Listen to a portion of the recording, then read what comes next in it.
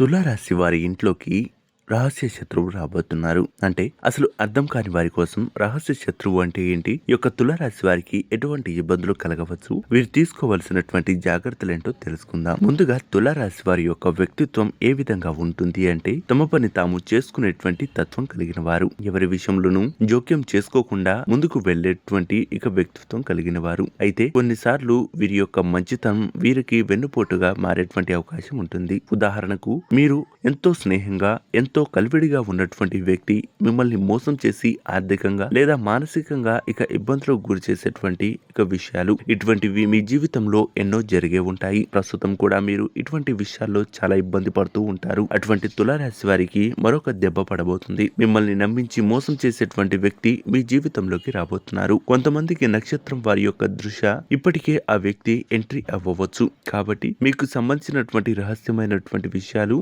లేదా మరింత ఆప్యాయత పెంచుకున్నటువంటి విషయాలు మీరు చేసినట్లయితే ఇబ్బందులకు గురయ్యేటువంటి అవకాశం ఉంటుంది. మీతో పాటే ఉంటూ మిమ్మల్ని ఇబ్బందులకు గురి చేసేటువంటి అవకాశం ఆ వ్యక్తి చేయవచ్చు. కాబట్టి అటువంటి విషయాల్లో చాలా జాగ్రత్తగా ఉండాలనేది మాత్రం మర్చిపోవద్దు. అలాగే ఈ రాశి వారికి సంబంధించినటువంటి శనిగ్రహ ప్రభావం అనేది మీపై చాలా భారీగా ఉంది.